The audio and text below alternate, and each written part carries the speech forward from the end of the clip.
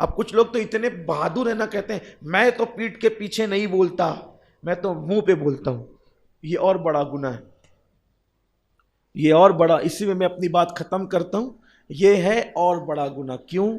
کیونکہ آپ کوئی ایسی بات کسی کے منہ پہ کہیں جس کی وجہ سے اس کا دل ٹوٹ جائے، تو اللہ کے نزدیک معاذ اللہ ثم معاذ اللہ ثم معاذ اللہ. صوفیہ فرماتے ہیں، اللہ وہ دن کبھی نہ لائے، لیکن صوفیہ بتانے کے لیے فرماتے ہیں کعبۃ اللہ شریف کا ٹوٹ جانا یا کعبۃ اللہ شریف کا توڑ دیا جانا، شہید کر دیا جانا اتنا برا نہیں ہے جتنا کسی مومن کا دل توڑ دینا برا ہے. یعنی معاذ اللہ ثم معاذ اللہ.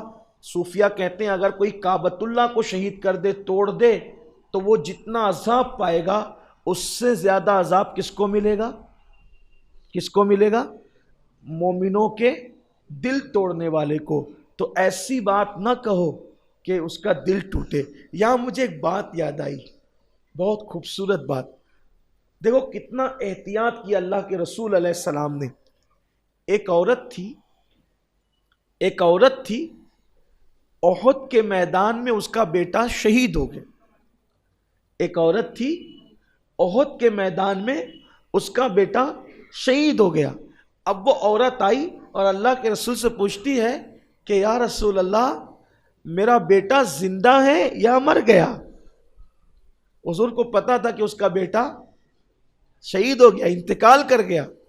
حضور نے کچھ نہیں کہا، فرمایا میرے پیچھے عمر آ رہے ہیں، عمر سے پوچھ لو، وہ تمہیں بتا دیں گے. خود نہیں کہا. حالانکہ کیوں نہیں کہا؟ اگر میں کہوں گا کہ تیرا بیٹا مر چکا ہے تو اس کے دل پہ کیا گزرے گی.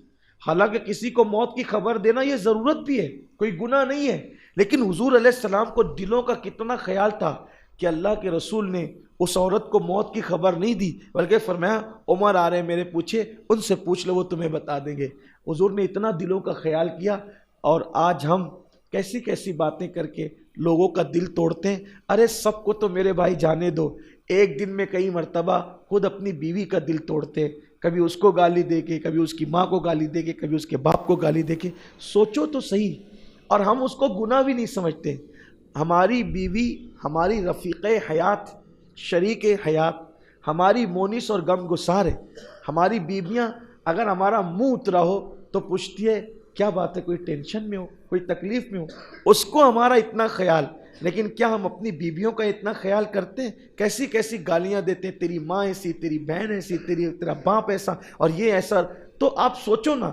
اور کبھی ہم اس کو گناہ بھی نہیں سمجھتے، کیونکہ ہے بیوی، تختہ مشق بناتے رہو، ہے بیوی، تختہ مشق بناتے رہو، بولے جا رہے ہیں. کبھی احساس ہے کہ ایک دن میں اس کا کتنا بار ہم دل توڑ رہے ہیں اور ہمیں احساس بھی نہیں. اور وہ بیچاری ہے کہ کبھی وہ احساس دلاتی بھی نہیں. روئے گی، چپکے سے رو کر کے دوپٹے سے آنسو پونچھ لے گی، ادھر ادھر روتے روتے کام دھام کر لے گی. اس کا انجام کیا ہے؟ عام لوگوں کا دل توڑو تو اتنا بڑا گناہ، رفیق حیات کا دل توڑو تو کتنا بڑا گناہ. اللہ کے رسول علیہ السلام فرماتے ہیں اگر کوئی بندہ پوری رات نمازیں پڑھتا ہو، ہر دن روزہ رکھتا ہو، کثرت سے تلاوت قرآن کرتا ہو، اتنا نیک ہو، اللہ اس کی کسی نیکی کو قبول نہیں کرتا. اگر وہ اپنی بیوی پہ ظلم کرتا ہے تو اس کی نیکیاں اس کے منہ پہ مار دی جاتی ہیں. مسلمانوں، دین سیکھو، یہ اپنا دین ہے. آج کن کن باتوں پر گفتگو کی جائے. کہنے والے نے کہا ہے کہ ایک ہنگامہ محشر ہے تو اس کو بھولوں، سینکڑوں باتوں کا رہ کے خیال آتا ہے. بولنے میں باتیں زندگی گزر جائے گی لیکن ہماری داستان ختم نہیں ہو سکتی. بس آپ سے گزارش اتنی ہے، اگر آپ اچھا کرتے ہو آپ اچھا پاؤ گے، آپ اچھا نہیں کرتے آپ جانے، آپ کا رب جانے. لیکن اتنا ضرور ہے کہ اللہ فرما چکا وَمَا أَصَابَكُم مِّن مُّصِيبَةٍ فَبِمَا كَسَبَتْ أَيْدِيكُم، کہ تم پر جو بھی تکلیفیں ہم ڈالتے ہیں وہ تمہارے گناہوں کی وجہ سے ڈالتے ہیں، تمہارے جرائم کی وجہ سے ڈالتے ہیں. اگر چاہتے ہو دنیا میں خوش رہو، اچھے سے رہو، بلاؤں سے محفوظ رہو، گناہوں سے محفوظ رہو، اللہ تمہیں بلاؤں سے محفوظ رکھے گا. اور اگر گناہ ہو چکے ہیں اللہ کی بارگاہ میں رو، گڑ گڑاؤ، توبہ استغفار کرو، اس کا ذکر کرو، اچھے بن کر رہو، اللہ سب اچھے اچھے کام کر دے گا. تم سدھر جاؤ گے، اللہ تمہارے کام سدھار دے گا.